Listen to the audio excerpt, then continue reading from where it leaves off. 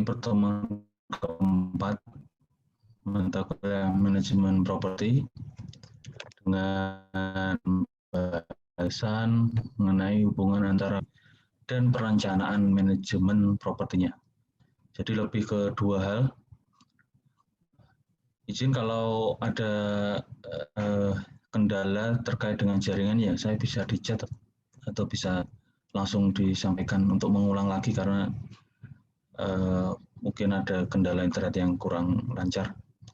Jadi ada dua hal yang kita bahas. Yang pertama hubungan antara pemilik dengan manajernya terkait dengan pengelolaan properti, dan yang kedua itu pendalaman lebih dalam lagi terkait dengan perencanaan manajemen properti yang sudah kita singgung di pertemuan ketiga.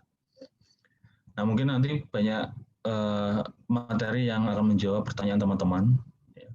Saya lihat teman-teman kemarin diskusi sudah mengarah ke bagaimana jika ada perselisihan ya antara pemilik dan manajer. Nah nanti sedikit banyak akan dijawab di pertemuan keempat ini. Baik, outline-nya untuk pertemuan ini yang pertama adalah overview hubungan antara pemilik properti dengan manajer properti. Yang kedua, kontrak atau perjanjian yang terkait dengan manajemen properti. Kemudian ketiga, perencanaan manajemen properti. Keempat, penyusunan dan penyajian dan evaluasi perencanaan manajemen properti.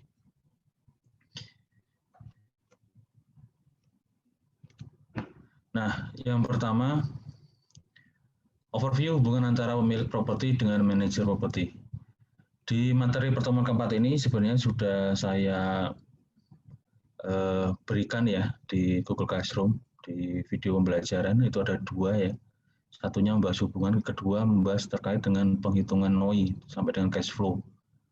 Nah, bagi teman-teman silakan ya di luangan waktunya untuk melihat videonya. Kalau bahasanya bahasa Inggris dan belum terbiasa mungkin bisa diklik di setting ya, langsung di-translate otomatis ke bahasa Indonesia.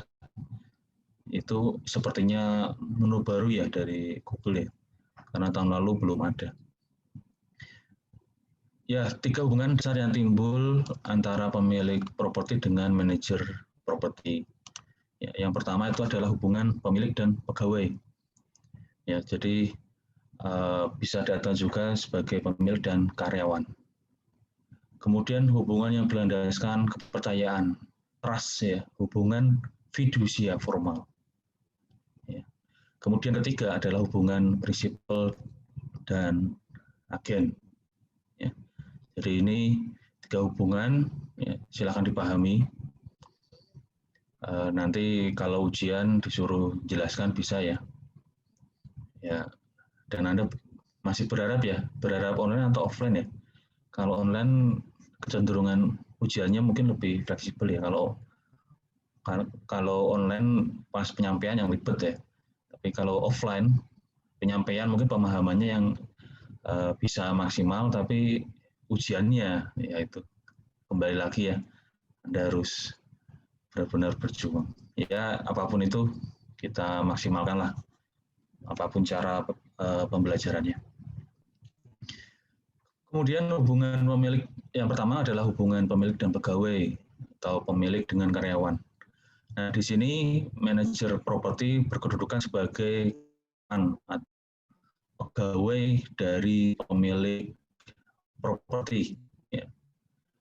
Nah, hubungan ini sebenarnya tidak terbatas pada kemarin, ya. Ada in-house dan outsourcing ya atau eksternal ya. Tapi kita melihatnya ini dari sifatnya ya, sifat hubungannya, bukan dari jenisnya. Kalau pertemuan sebelumnya kan kita belajar terkait dengan dua jenis, ya, dua jenis organisasi manajemen.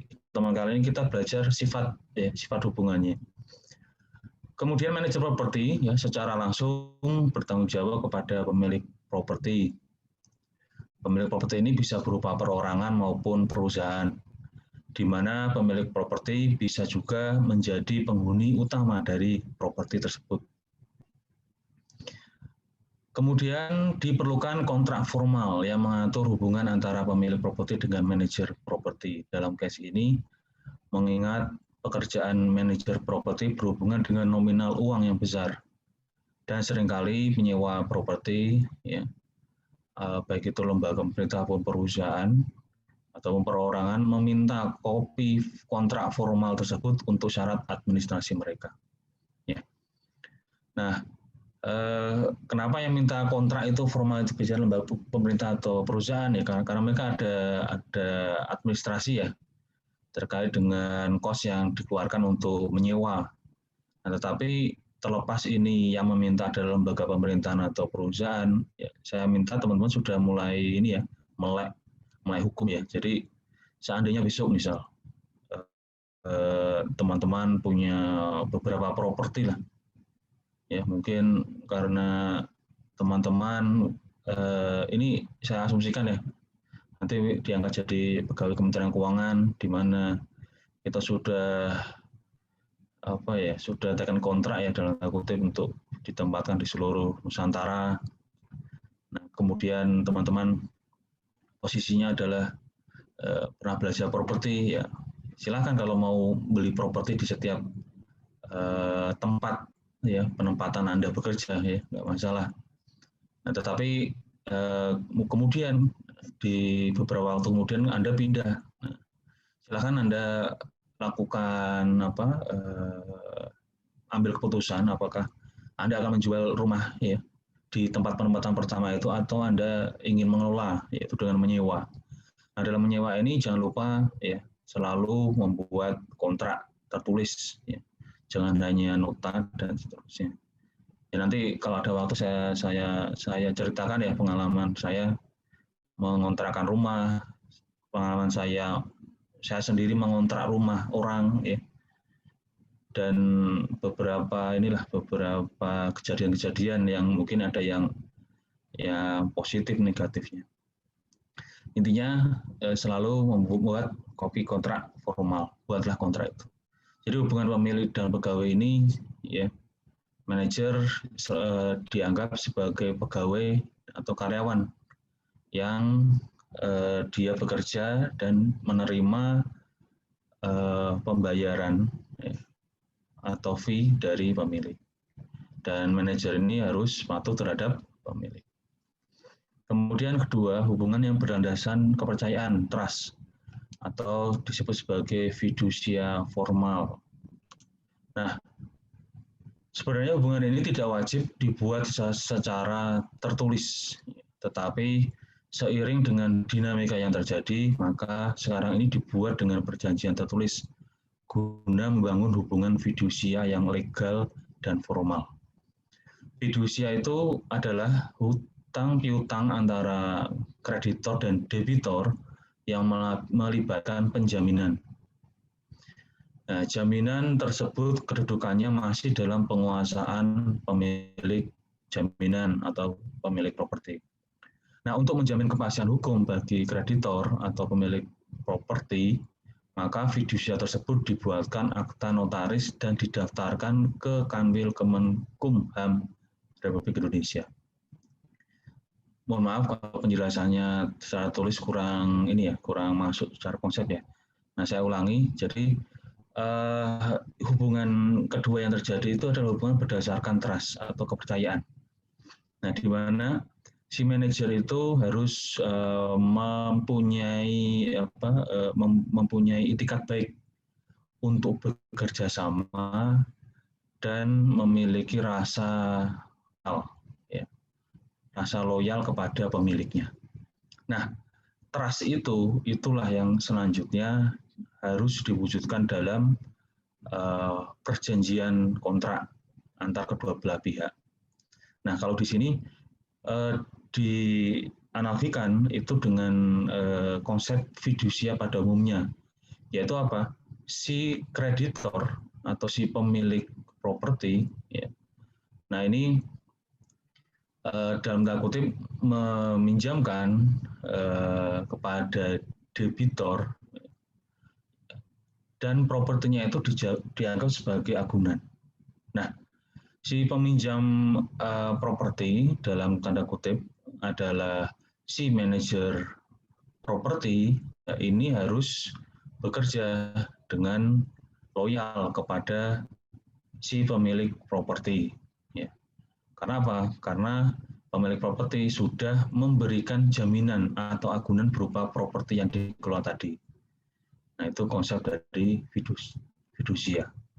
Nah, trust ini kemudian ya, harus ya, dibuatkan akta notaris atau perjanjian ya yang diketahui oleh notaris. Kemudian hubungan atau sifat hubungan manajer dengan pemilik yang ketiga adalah prinsipal dan agen. Ini adalah hubungan yang paling umum terjadi dalam manajer properti, di mana kedua belah pihak menandatangani kontrak tertulis.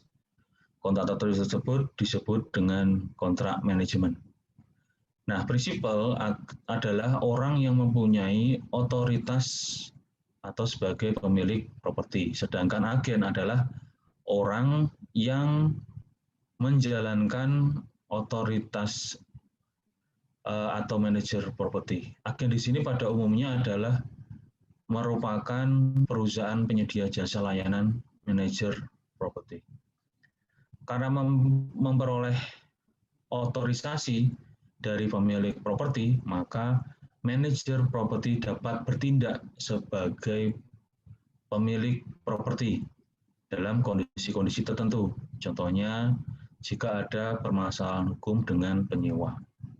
Nah, ini cara hubungan ketiga ini gampangannya kalau kita ya teman-teman kalau menjual properti ya atau menyewakan properti itu si manajer ini bertindak sebagai agen atau broker ya atau penghubung perantara ya perantara untuk bisa melakukan atau mewujudkan tujuan dari si prinsipal atau si pemilik. Nah, karena manajer properti ini sebagai agen, maka dia diberikan ya, dalam tanda kutip otorisasi atau kewenangan yang sama dengan pemilik. Ya. Bila mana ada agen yang mengalami apabila ada penyewa yang mengalami permasalahan hukum. Ya.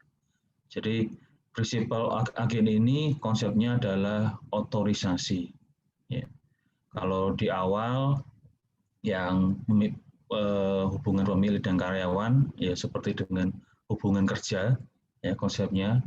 Kalau fidusia itu adalah hubungan trust karena ada jaminan atau properti yang dijadikan sebagai agunan untuk mengunci ya hubungan antara manajer dan pemilik.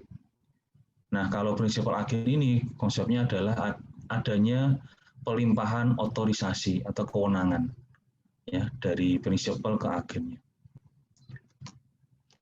Oke. Nah, hubungan prinsipal dan agen. Nah, tugas dan ruang agen di sini ya, dalam hubungan prinsipal dan agen, yang pertama adalah loyalty, yaitu mengutamakan kepentingan pemilik daripada kepentingan pribadi. Ya, pasti ya, karena posisinya adalah agen sebagai broker ya, yang membawa amanah dari atau tujuan dari pemilik, maka dia harus mementingkan kepentingan pemilik. Ya.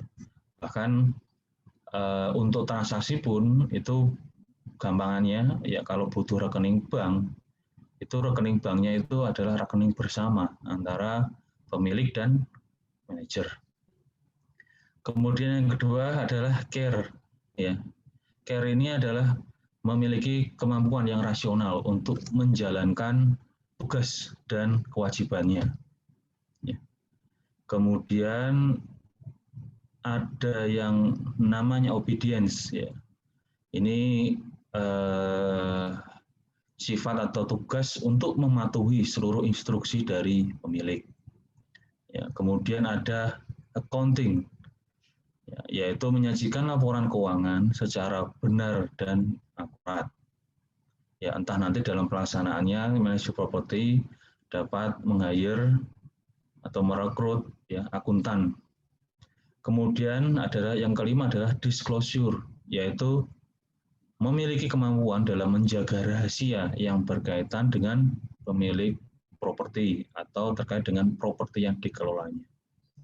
Nah, ini 5 tugas dan ruang lingkup agen dalam hubungan prinsipal agen. Kemudian kontrak perjanjian yang terkait dengan manajemen properti. Nah, di sini bergantung pada jenis properti yang dikelola dan jenis kepemilikannya. Sekali lagi, ya, berbeda jenis properti, berbeda kuncian di kontraknya. Ya. Nanti kita bahas setelah UTS. Ya. Berikut ini merupakan hal-hal yang perlu diperhatikan dalam perjanjian kontrak yang terkait dengan manajemen properti.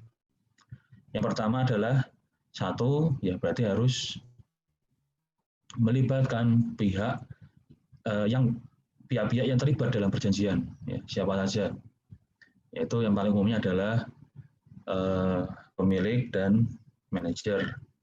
Kemudian deskripsi dari propertinya, gambaran dari propertinya itu harus dijelaskan, ya.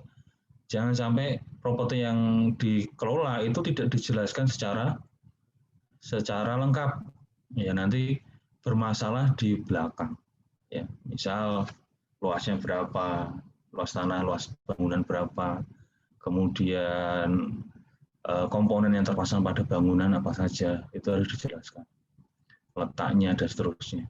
Kemudian jangka waktu perjanjian, ya. Mohon izin ya, ini kembali lagi saya ingatkan, ini baru kontrak antara pemilik dengan manajer, ya. Ini bukan kontrak manajer ya dengan penyewa. Jadi ada 3 ya yang kita pelajari di manajemen properti ini. Pemilik, ya, dia memiliki hubungan dengan manajer, dan manajer ini memiliki hubungan dengan penyewa. Nah, masing-masing hubungan ini itu harus dibuat kontrak, ya. Kalau pemilik dengan manajer itu biasanya dibuat kontrak manajemen, ya. Kalau si penyewa dengan si manajer dengan si penyewa ini biasanya dibuat kontrak sewa. Nah, makanya di sini manajer properti harus memperhatikan kedua hubungan, baik hubungan dia dengan pemilik maupun hubungan dia dengan penyewa. Kemudian tanggung jawab dan wewenang manajer properti. Kelima, kewajiban pemilik properti. Keenam, biaya pengelolaan properti atau fee atau gaji yang nanti diterima oleh manajer. Kemudian adalah ada pelanggaran kontrak, ya. Kemudian ada ketentuan penghentian, dan terakhir adalah solusi jika terjadi perselisihan. Kita mulai. Yang pertama adalah pihak yang terlibat dalam perjanjian, yaitu pihak yang terlibat harus jelas dan berwenang, serta untuk manajer properti harus memiliki izin, ya, atau lisensi. Kemudian deskripsi dan properti, ya, sebisa mungkin lengkap, tapi ini menurut buku referensi minimal memuat alamat dan tipe jenis properti. Kemudian jangka waktu perjanjian umumnya berlaku setahun sekali, dan manajer properti ya biasanya lebih tertarik dengan kontrak jangka panjang. Karena apa? Ya karena kalau manajer atau organisasi manajemen ini bisa memastikan bahwa dia itu bisa bekerja lebih lama, ya tentunya manajer akan mengusahakan agar kontraknya jangka panjang.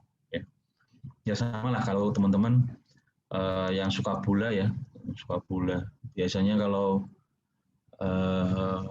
pemain-pemain yang sudah di atas umur 30 kan pinginnya kontrak jangka panjang, ya, tapi 4 atau 5 tahun, tapi sangat jarang juga biasanya hanya kontrak 2-3 tahun. Nah, ini nanti ada negosiasi, ya, antara kedua belah pihak. Yang pastinya manajer akan lebih suka bila mendapatkan kontrak jangka panjang.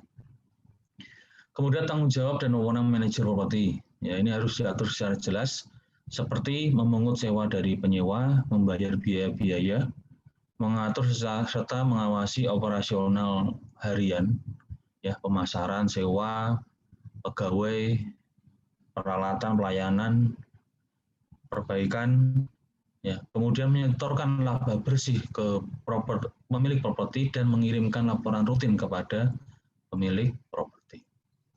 Kemudian kewajiban pemilik properti, yaitu mengasuransikan propertinya, menyediakan dana cadangan, dan mematuhi regulasi pemerintah. Selanjutnya, biaya pengelolaan properti. Nah, apakah menggunakan biaya tetap atau biaya berbasis persentase atau biaya per unit?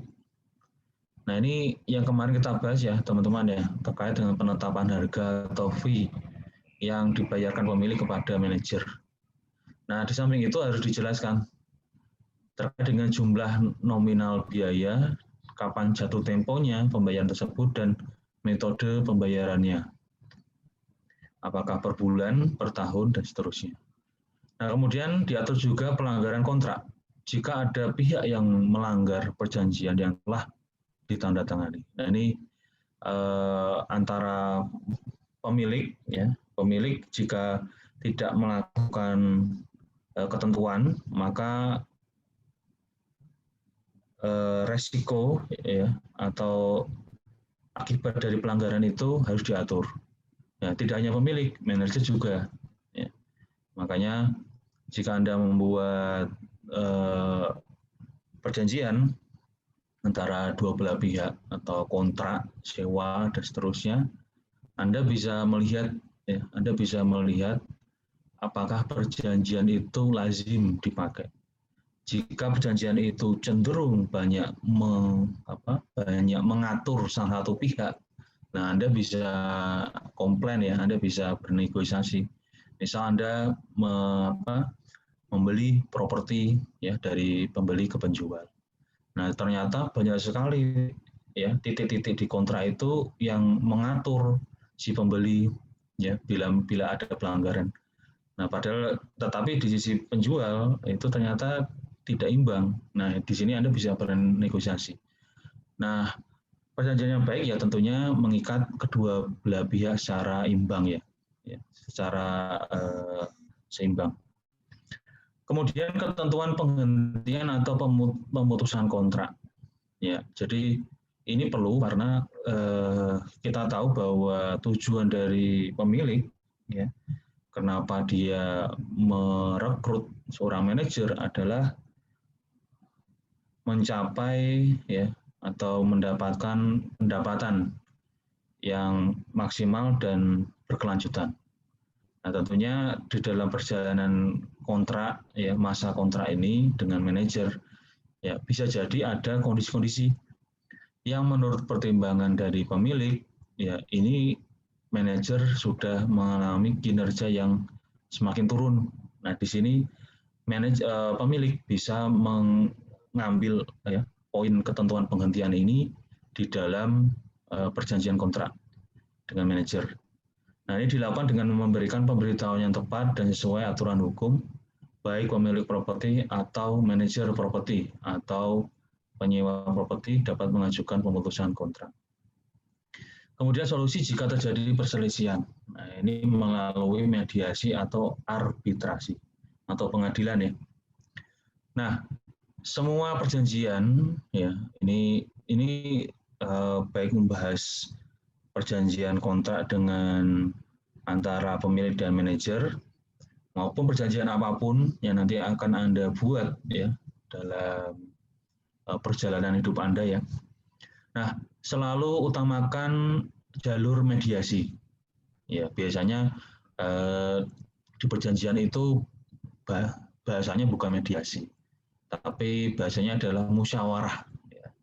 Biasanya terhadap ya perselisihan yang terjadi dalam kontrak ya akan dilakukan musyawarah untuk mencari jalan keluar. Nah, nanti setelah musyawarah atau mediasi itu dimunculkan di kontrak, nah lazimnya di poin selanjutnya ya bila mana ya musyawarah ya ini mengalami deadlock atau tidak dapat menemukan titik temu, nah baru ya nanti perselisihan diselesaikan di pengadilan. Ya.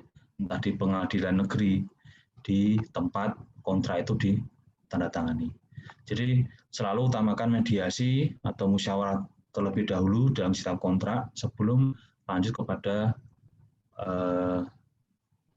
jalur arbitrasi atau pengadilan. Selanjutnya, pengenalan perencanaan manajemen. Membuat manajemen memerlukan 2 langkah, yaitu manajer properti harus mengetahui tentang mengumpulkan detail data properti serta menganalisis pasar properti. Kedua, manajer properti memberikan laporan tertulis kepada pemilik properti yang berisi tentang rincian strategi yang dapat dipakai.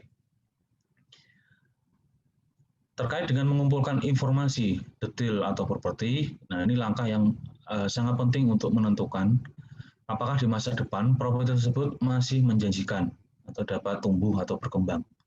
Nah, tumbuh dan berkembang ini selain dimaknai dalam segi atau sudut pandang bisnis ya, itu juga bisa dimaknai dengan pertumbuhan secara fisik.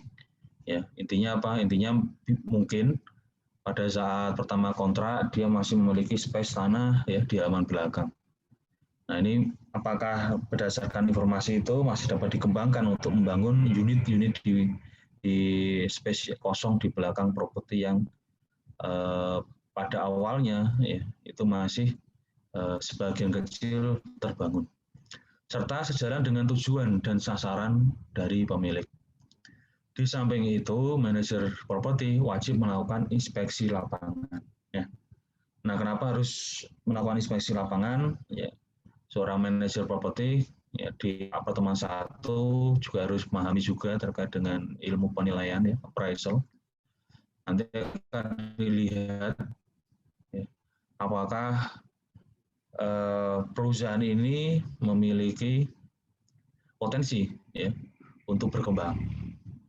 Nah, tentunya bila seorang manajer properti melihat bahwa perusahaan ini ya setelah melakukan analisis ini tidak berada pada tren yang menggembirakan, nah tentunya tergantung ini manajer akan berpikir ya. Saya bekerja dengan atau bekerja sama dengan pemilik ini ya, tentunya akan melakukan effort yang luar biasa. Nah, kalau effort yang luar biasa, makanya nanti akan berkaitan dengan berapa penetapan harga. Ya. Nah, tujuan dan sasaran pemilik properti yang pertama, ya, kemarin sudah disampaikan ya pertemuan ketiga atau pertemuan kedua. Yang pertama memperoleh pendapatan, yang kedua memperoleh manfaat atau keringanan pajak, yang ketiga memperoleh apresiasi atau pengakuan dari masyarakat. Nah, yang pertama dalam mengumpulkan data terkait detail data properti yang melakukan langkah pertama dalam perencanaan manajemen, manajer properti wajib melakukan inspeksi lapangan. Tujuannya adalah yang pertama mendapatkan deskripsi tipe properti. Kemudian yang kedua, apakah dengan ada atau tidaknya trotoar jalan memberikan daya tarik lebih atau kurang atau first impression. Jadi mohon maaf ya, yang nomor 2 ini kelihatannya kok bahasanya kok tidak apa ya, sulit dipahami ya karena basisnya memang dari buku dari luar. Nah, bisa jadi sekarang tidak hanya trotoar jalan, tetapi terkait dengan pagar, terkait dengan lebar jalan, terkait dengan tampilan muka dari properti. Nah, itu menentukan first impression. Kemudian kondisi fisik properti, yaitu eksterior, interior, sistem pendukung, efisiensi, ramah lingkungan, parkir, ya, lingkungan sekitar, berupa area publik, kesehatan, dan keamanan. Nah, 3 hal ini harus diidentifikasi oleh manajer dalam mengumpulkan data terkait detail data properti. Nah, setelah mengumpulkan data, langkah yang selanjutnya dilakukan itu adalah melakukan analisis, ya ini bahasa bakunya analisis ya, bukan analisa ya. analisa bahasa mungkin bahasa lisan. Analisis pasar properti. Ya. Setelah data dikumpulkan, maka dilakukan analisis. Yang pertama adalah analisis pendapatan operasional. Ya. Nah, ini bila mana properti tersebut itu sudah pernah disewakan, apakah tarif sewa sudah wajar atau belum? Kedua, melakukan analisis sumber pendapatan operasional. Ya, bisa dari pendapatan sewa, ya, terkait dengan space properti yang disewakan, maupun pendapatan non sewa. Misal layanan cuci, ya, mesin penjual otomatis, ya, ini basisnya aplikasi ya, sewa fasilitas audio, video, dan penyewaan lainnya. Ya, kalau gampangannya kalau di kos-kosan kan pendapatan non sewa itu kadang-kadang ya pemilik kos itu kan punya usaha lain, entah itu laundry, entah itu warung makan, ya, dan lain. Mungkin ada counter pulsa, ya, dan lain-lain. Kemudian ketiga, melakukan analisis tingkat kekosongan sewa, ya, atau vacancy loss. Ya, vacancy loss itu kebalikannya dengan okupansi rate, ya, atau tingkat hunian.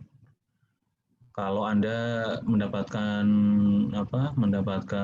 soal misal, ya, okupansi rate-nya 90%, berarti tingkat kekosongannya adalah 100% kurangi 90%, tingkat kekosongannya 10%. Nah, tingkat kekosongan itu apa sih? Ya, tingkat kekosongan berarti kalau bandingannya dengan tingkat hunian, misal ada 10 kamar yang disewakan untuk kos. Nah, kalau setiap bulan itu rata-rata hanya 8 kamar yang bisa disewakan, ya maka okupansi rate-nya adalah 80%, atau tingkat kekosongannya adalah 20%. Nah, kemudian yang keempat, melakukan analisis biaya operasional. Ya, ini saya lihat ya ada beberapa yang sudah ngantuk ya. Nggak apa wajar ya teman-teman ya. Ya, wajar, tapi teman-teman harus yakin ya, walaupun puasa itu luar biasa itu efeknya. Orang-orang besar di Indonesia banyak yang sukses karena mengambil filosofi dari puasa. Ya, saya harapkan walaupun ngantuk ya jangan sampai ngantuk ya ditahan. Ya, jadi harus ada mindset yang harus kita tanamkan. Ya. Kemudian ya, yang keempat analisis biaya operasional, yaitu biaya variabel dan biaya tetap. Ya, teman-teman sudah paham ya biaya variabel itu apa, biaya tetap itu apa ya? Kalau biaya tetap itu adalah biaya ya yang harus dikeluarkan. Ya, tapi ini tidak tergantung atas berapa tingkat huniannya. Contohnya apa? Contohnya adalah biaya PBB, ya, pajak PBB. Nah, itu tidak terkait dengan tingkat hunian. Dia mau 100% disewa, dia mau 50% disewa. Ya mohon maaf ya, ada anak yang nangis ya itu di kamar sebelah. Karena ya nanti ini juga praktek manajemen ya. Ya, ini juga praktek manajemen. Kenapa? Kemarin entah kelas Anda atau kelas yang lain itu ada yang bertanya, ya, bagaimana cara manajer ini untuk meningkatkan okupansi rate, ya. Nah, kalau hotel-hotel di Jakarta itu akhirnya mereka bekerja sama dengan Kementerian Kesehatan ya, mengubah tadi yang basisnya adalah pariwisata menjadi basisnya adalah fasilitas kesehatan, menjadi tempat untuk isolasi mandiri. Nah itu. Nah kalau di hotel ini saya kebetulan di Hotel Santika ya, di sektor 7 Bintaro. Teman-teman mungkin pernah lewat ya. Makanya habis ngajar kalian saya mau lewat kampus ya, lihat-lihat kampus seperti apa. Nah kalau di sini dia praktek manajemennya dia memberikan diskon khusus, ya.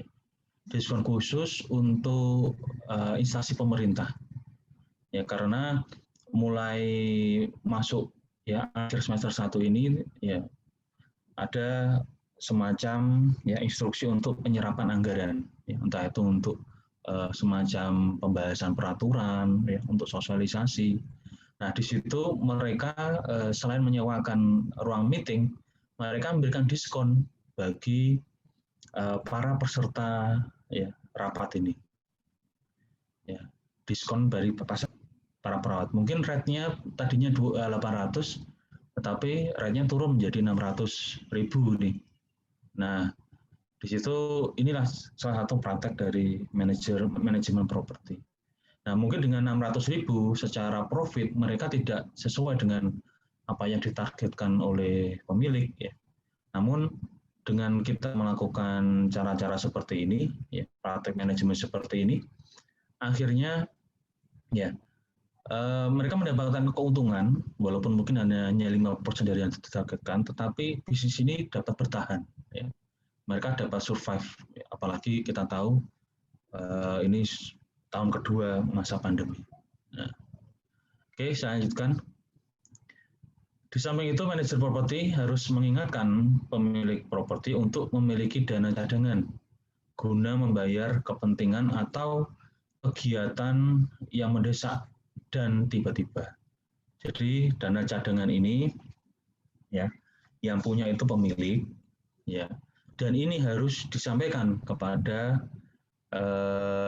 disampaikan oleh manajer kepada pemilik pada saat perencanaan manajemen, ya. Berdasarkan analisis yang dilakukan Pak tadi, ya, membutuhkan dana, dan kami sebagai manajer bukan membutuhkan dana cadangan sekian, itu harus disampaikan.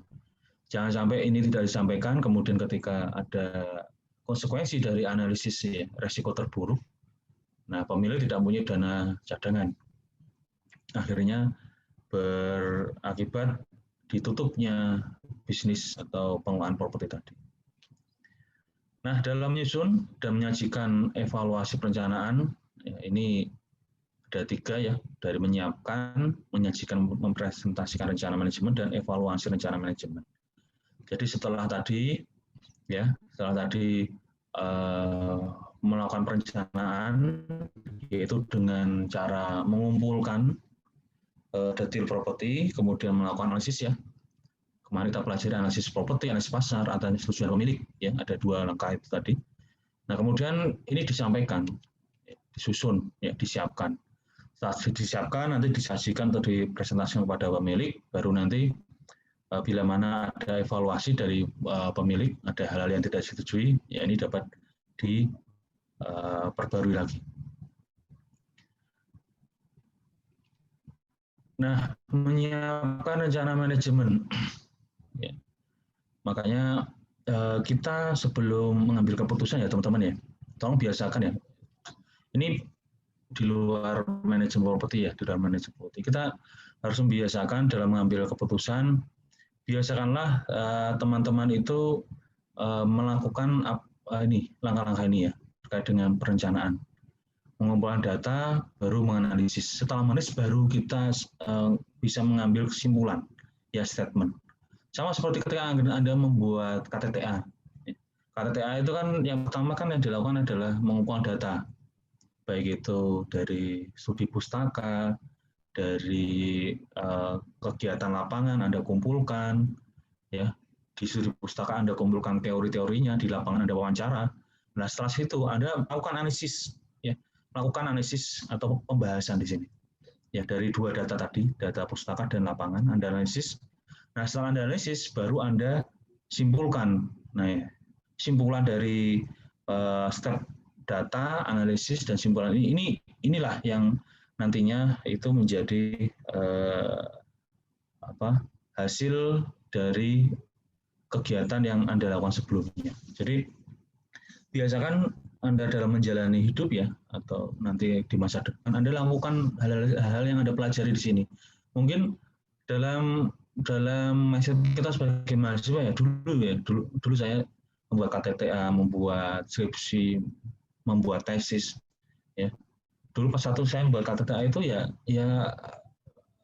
ini terkait dengan akademis saja, ternyata ada filosofi ya, kenapa kok bab katedra itu disusun sedemikian rupa, karena itu perjalanan ya. Jadi nanti kalau Anda mengambil putusan, jangan langsung jangan dalam detik gegabah ya. Maksudnya gegabah itu Anda belum mengumpulkan data, Anda belum sempat menganalisis, tapi langsung Anda putuskan.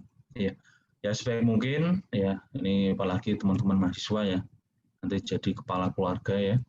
Itu jangan tiba-tiba langsung ini ya, ini properti ini kita beli, ya properti ini kita kontrak, dan seterusnya. Anda harus membiasakan mengumpulkan data, kemudian melakukan analisisnya. Ya. Oke, selanjutnya adalah menyiapkan rencana manajemen. Nah, di sini menyiapkan data terkait dengan kondisi properti saat ini. Kemudian menyiapkan rencana anggaran operasional atau tahunan. Ya. Nah, di penilaian itu ada istilah, ya, beberapa istilah kalau kita ngomong income. Mohon maaf, kalau kita ngomong pendapatan kotor, ya, ada yang namanya PGI, Potential Gross Income, ada yang namanya Effective Gross Income, ya, PGI dan EGI. Nah, ini mungkin bedanya ya, ini mungkin agak sedikit pembeda dengan apa yang dipelajari teman-teman ya, yang di pajak ataupun di akuntansi. Kalau mereka menghitung pendapatan kotor, ya mohon maaf, mungkin basicnya adalah follow the money, mengikuti arus uang. Maksudnya apa? Invoice yang terjadi ya dalam 1 tahun takwim ya, itu kan dikumpulkan, kemudian mereka membuat jurnal, sampai mereka membuat laporan keuangan. Di laporan keuangan itu kan ada di laporan laba rugi itu kan ada akun penjualan ya. Nah, akun penjualan itu kan mau nggak mau dia berasal dari semua invoice. Ya, yaitu apa? Follow the money-nya, uangnya, uang yang tertera berapa, follow the dokumennya bilangnya apa dan seterusnya. Nah, tetapi di penilaian untuk penjualan dalam tanda kutip omset, dalam tanda kutip pendapatan income, ini Anda harus pelajari yang namanya PGI dan EGI, Potential Gross Income dan Effective Gross Income. Nah, Potential Gross Income itu adalah pendapatan kotor yang dihitung dari semua komponen yang disediakan untuk disewa. Ya. Apakah dia mau dijual semua, apakah mau dia disewakan semua, apakah dia ada yang kosong tidak disewa, dianggap semuanya terisi semua. Itu namanya potential gross income. Nah, kemudian ada istilah lagi namanya effective gross income. Nah, effective gross income ini adalah gross income atau pendapatan kotor yang sudah mempertimbangkan occupancy rate. Ya, misal ada 100 kamar hotel, ya. Nah, katakanlah 100 kamar hotel itu, ya, rate-nya itu adalah 1 juta per malam. Katakanlah seperti itulah, biar gampang. Maka PGI-nya itu adalah 100 kali 1 juta. Ya, itu dalam 1 bulan katakanlah. Ya, dalam 1 bulan berarti dalam 1 hari, ya berarti PGI dari hotel ini adalah 100 kali 1 juta, 100 juta. Ya. Dikali dengan jumlah hari dalam 1 bulan, dikali 12 bulan. Itulah PGI. Nah, tetapi di effective gross income, kita tidak bisa mengalihkan seperti itu. Karena apa? Ini sebenarnya adalah teknik approach, pendekatan. Kalau ya ini konsep yang harus saya sampaikan. Dari di penilaian itu kita mengapproach. Yang tahu nilai itu siapa sih? Ya, nilai sebenarnya siapa sih? Kan Tuhan Yang Maha Esa ya. Nah, manusia, ya kita makhluknya itu tidak bisa langsung, oh ini nilainya sekian. Nah, makanya effort dari manusia apa? Adalah mengapproach, mendekatkan, mendekati. Ya, mungkin gampangnya seperti ini. Ya, kita tidak tahu nih, ya. Kita tidak tahu, katakanlah di sini, ya, teman Anda ini katakanlah seperti Mas Guru, ya PIC katakanlah Mas Guru. Ya, saya ingin menilai Mas Guru ini ya dari rumahnya sana, tapi saya lihat dari Bintaro, ya. Tentunya kan hanya setitik ya. Saya nggak tahu Mas Guru ini tingginya berapa ya. Terus secara badan itu kurus atau gemuk, kan tidak tahu apakah apakah rambutnya gondrong atau cepak ya, apakah berkacamata atau tidak. Tetapi kalau kita melakukan approach, kita mendekati ya, saya kemudian datang ke rumahnya Mas Guru dan melihat langsung ya apa yang menjadi pembeda dengan langkah yang pertama. Kan tentunya saya bisa melihat, oh Mas Guru ini ternyata secara tinggi berapa senti, oh secara perawaan gemuk atau kurus, berkacamata tidak, itu bisa terlihat. Nah itulah konsep dari approach. Makanya apa? Dalam menghitung pendapatan kotor di penilaian itu saya harapkan teman-teman memperhatikan yang namanya effective gross income. Ya, tidak hanya mengalihkan jumlah kamar kali rate-nya per malam, tapi dilihat jumlah kamar ini itu okupansi rate-nya berapa ya dalam sehari. Misal okupansi rate-nya 40%. Nah, berarti apa? Berarti yang potensial tadi 100 kamar ya, untuk menghitung efektif, berarti efektifnya 40% dari 100 kamar, hanya 40 kamar yang dihitung sebagai pendapatan kotor. Nah, itulah perbedaan antara potensial gross income dengan effective gross income. Ini approach ya, kita bisa tahu lebih dekat. Oh, ternyata hotel ini pendapatan kotor atau omsetnya sehari itu ya ternyata hanya 40% dari 100 kamar yang dia sediakan. Nah, itu. Nah, kemudian setelah menghitung gross income, ini menghitung yang namanya net operating income untuk pendapatan bersih. Nah, kemudian barulah ketika kita mau menghitung cash flow, nah kita nanti menghitung dari NOI-nya. Nah, setelah menghitung membuat rencana anggaran operasional, kemudian menyiapkan strategi pemasaran dan sewa. Ya, nanti kita pelajari ya per jenis properti ini berbeda-beda strateginya. Kemudian menyiapkan rencana kegiatan pemeliharaan dan perbaikan. Ya, ini dalam rangka untuk bertandaan nilai dari properti. Kemudian menyiapkan rencana renovasi jika pemilik menghendaki. Oke ya. Kemudian menyiapkan rencana manajemen. Nah, ini langkah-langkah untuk menyiapkan rencana manajemen ya, atau menyiapkan rencana anggaran operasional. Ya, Anda sebagai manajer harus menghitung berapa ya secara keuangan sampai dengan cash flow. Ya. Nah, tadi sudah saya jelaskan ya, ini PGI ya dikurangi dengan vacancy atau collection loss atau tingkat kekosongan itu sama dengan EGI, atau PGI Anda kalikan dengan okupansi rate itu sama dengan EGI, yaitu rumus yang lain ya. Kalau Anda mengetahui rumusnya adalah okupansi rate ya, itu bukan Anda kurangan tapi Anda kalikan dengan okupansi rate. Nah, EGI ini kemudian dikurangi dengan biaya operasional ya dan biaya penggantian, dapatlah NOI. Nah, NOI ini kemudian dikurangi dengan pembayaran hutang ya atau cicilannya, barulah ketemu cash flow ya, arus kas yang kita pegang ya. Nah, ini contohnya ya, nanti silakan dibaca lagi ya di video pembelajaran ya, juga sudah saya sampaikan di sana. Nah, ini misalnya ya, nah ini untuk income ya, ini semuanya belum diperhitungkan ya okupansi rate-nya ya, semuanya dikalikan dengan rates kamar yang tersedia katakanlah, yaitu dikalikan dengan berapa rate per malamnya, ya, entah dia disewakan maupun enggak, dihitung semua. Nah, setelah dihitung semua, ya dapatlah angka $268.800.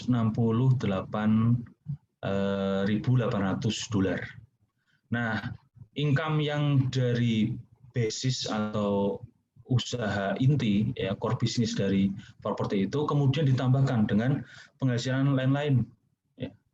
Nah, setelah ditambahkan barulah ketemu yang namanya EGI. Ya, ingat, ini semua biasanya perencanaan untuk anggaran ini dilakukan tahunan. Lazimnya dilakukan tahunan. Jadi Kalau ada yang rate-nya nanti per malam atau per hari, misal ada hotel, ya berarti Anda harus kalikan. Anda harus kalikan dengan jumlah hari dalam 1 bulan, Anda kalikan dengan berapa bulan. Ya. Kalau lebih detailnya lagi, ya per bulannya itu berapa hari, masing-masing bulan kan beda hari ya, Anda bisa kalikan, sesuaikan lagi. Nah, setelah ketemu EGI, kemudian dikurangi dengan biaya operasional, ya, biaya operasional, ya, ada asuransi, pemeliharaan, ya, biaya fasilitas, ya, biaya penggantian. Nah, kemudian dapatlah ya NOI-nya. Nah, setelah NOI ini diperoleh, kemudian baru dikurangkan dengan pembayaran hutang, ya, atau cicilan. Nah, kalau sudah seperti ini barulah ketemu cash flow untuk tahun tersebut. Ya. Nah, kemudian setelah kita buat ya perencanaan manajemen, kemudian kita sajikan atau presentasikan rencana manajemen itu kepada pemilik properti. Nah, ini dilakukan wajib ya, karena apa? Ya, kita berkontrak ya, kita melakukan perjanjian kerja dengan pemilik, tentunya kan dengan hubungan tadi yang 3 hubungan di awal yang kita bahas, itu kita harus otomatis ya, kita karena kita sebagai karyawan, karena kita sebagai agen, ya, karena kita diikat dengan fidusia, ada etikat baik dan loyal, maka kita wajib menyampaikan itu pada manajer properti. Nah, kemudian rencana manajemen ini wajib dibuat secara akurat, teliti, cermat, rapi, dan melampirkan semua data dokumen. Nah, setelah mempresentasikan, ya tentunya ada step evaluasi rencana manajemen. Nah, evaluasi ini bisa dilakukan ya setelah presentasi maupun nanti setelah fase actuating ya. Kalau kita mengenal POAC, ini kan baru plan ya, baru planning, ya, organizing, actuating. Nanti setelah actuating berjalan, kan ada controlling. Nah, dari controlling itu tentunya akan masuk lagi ke planning, ada evaluasi. Nah, untuk mengevaluasi rencana manajemen ini bisa melalui dua tahap atau jalur. Yaitu yang pertama adalah evaluasi melalui laporan keuangan. Ya. Ini laporan laba rugi, ya, baik itu bulanan maupun tahunan. Kemudian ada laporan arus kas. Ya, tentunya tidak perlu saya jelaskan ya, teman-teman sudah mendapatkan mata kuliah pengantar akuntansi ya, dan manajemen keuangan.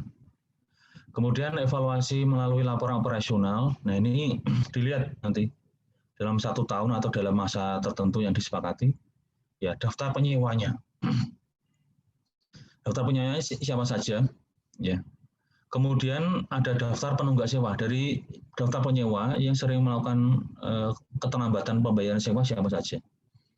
Nah, dari situ nanti bisa dihitung daftar tingkat kekosongan atau keterisian. Ya. Jadi dengan membandingkan daftar penyewa-penyewa, ya, dari bulan ke bulan nanti akan bisa dihitung berapa vacancy, ya, vacancy loss-nya maupun occupancy rate-nya. Kemudian yang terakhir adalah daftar pengeluaran dan rencana pengeluaran.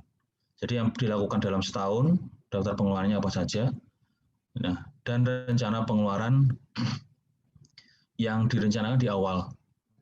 Nah, nanti dibandingkan. Dan kedua jalur ini akan menjadi bahan untuk melakukan evaluasi terhadap rencana manajemen. Oke, baik. Sebelum saya tutup, saya berikan quote ya dari R.A. Kartini ya, Ibu Kartini. Terkadang kesulitan harus kamu rasakan terlebih dahulu sebelum kebahagiaan sempurna datang kepadamu. Ya, mungkin nanti bisa dijadikan status ya, status WA. Monggo silahkan. Tapi intinya adalah teman-teman kalau mau mendapatkan sesuatu yang ya terbaik, ya, luar biasa, yang optimal, ya tolong jangan pantang menyerah jika ada kesulitan atau ada tantangan ya, yang Anda hadapi. Ya, tidak hanya di akademis ya, tapi di dalam perjalanan hidup Anda nanti. Perjalanan hidup Anda nanti ke depannya tentunya tidak selurus dan semulus jalan tol, ya, di mana tidak ada kerikil, tidak ada batu-batu, pasti akan ada selalu masalah. Ya. Nah, karena masalah itu, ya, itu yang membuat kita berpikir, ya, dan membuat kita untuk eksis, untuk hidup, ya. Jangan karena masalah kemudian Anda menyerah, ya, kemudian Anda begitu gampang untuk menyerah. Ya, jangan. Selalu Anda selalu harus berpikir positif, ya. Mungkin kalau saya tidak mengalami kesulitan ini, ya, saya tidak akan bisa mensyukuri apa yang saya capai, katakanlah itu contoh mindset saja, ya. Mungkin dulu Anda katakanlah bisa masuk ke PKN, mungkin dulu Anda membayangkan, wah, saya setiap malam, setiap jam 2 pagi saya belajar, ya, soal stan, itu ya sebenarnya itu sesuatu yang sulit, ya, bagi orang-orang yang lazim, yang awam, ya, di teman-teman di luar sana. Tapi itu Anda lakukan, itu sulit, itu Anda lakukan. Tetapi ya alhamdulillah, ya, syukur, ya, teman-teman sekarang sudah mendapatkan hasilnya. Teman-teman bisa mengikuti perkuliahan di kampus STAN. Nah, pada saat mengikuti perkuliahan di kampus STAN, ya tentunya teman-teman juga jangan menyerah jika ada kesulitan. Misal ada tugas yang banyak, ya, harus diselesaikan 2 hari 2 malam misal. Ya, jalani hidup, ya, itu dengan sabar, ya, dengan sabar. Karena kalau kita sabar dalam menghadapi kesulitan, nanti kita mendapatkan atau meraih hasilnya, kita akan bersyukur, ya. Kita akan bersyukur. Baik, itu saja yang bisa saya sampaikan di perkuliahan pertemuan keempat. Silakan, ya, teman-teman, ya, yang belum aktif dalam forum diskusi, silakan semakin aktif, ya. Karena mohon maaf ini, ya, kadang-kadang nilai UTS dan nilai UAS, ya, itu terbantu dengan nilai aktivitas. Ya, contohnya mungkin kurang sedikit, itu katakanlah 85,99, ya, itu kan dianggap sebagai amin, ya, kalau nggak salah. Nah, tapi kalau nilai aktivitas Anda baik, ya, 85,99 itu dihitung dengan formula pembobotan nilai dari berbagai macam nilai-nilai itu tadi, nah, keluarnya 86,00 misal, Anda bisa mendapatkan nilai A. Jadi saya, ya, dari awal tolong teman-teman semakin aktif dalam forum diskusi, ya. Saya mengambil kebijakan untuk tidak melakukan tanya jawab di Zoom, ya, karena saya yakin teman-teman ada yang aktif secara verbal, ada yang mungkin cenderung pendiam, ya. Saya mengambil kebijakan untuk memindah forum diskusi itu ke dalam Google Classroom, ya. Walaupun itu justru lebih sulit bagi saya. Karena apa? Kalau Anda bertanya di sini, saya bisa langsung jawab. Tapi kalau saya bertanya di forum diskusi, kan banyak sekali tuh, ya, saya harus menjawab, belum ngetiknya dan seterusnya. Tapi tidak apa, saya memilih untuk berkorban untuk itu, tapi saya mendorong teman-teman untuk memanfaatkan kesempatan yang saya buka itu. Baik, ya, teman-teman, terima kasih atas perhatian dan partisipasinya dalam mata kuliah pertama keempat ini. Mohon maaf jika ada salah kata, salah penyampaian kata, sikap maupun jaringan yang terjadi. Insya Allah kita bertemu kembali di pertemuan kelima di jam dan hari yang sama. Selamat berpuasa bagi yang menjalani puasa, tetap istiqomah, ya. Tetap semangat, jangan dibuat tidur. Ya, tidur perlu, ya, tapi jangan lama-lama. Jangan sampai 1-2 jam, ya. Mumpung sebagai mahasiswa, ya, jangan. Ya, lakukanlah hal-hal yang positif. Ya, mungkin mengantarkan ibu orang tua berbelanja atau membersihkan rumah, ngepel, ya. ya lakukan hal yang positif, jangan karena puasa kemudian Anda menjadi lemas. Baik, terima kasih ya. Saya tutup ya. Selamat siang. Assalamualaikum warahmatullahi wabarakatuh. Waalaikumsalam warahmatullahi wabarakatuh.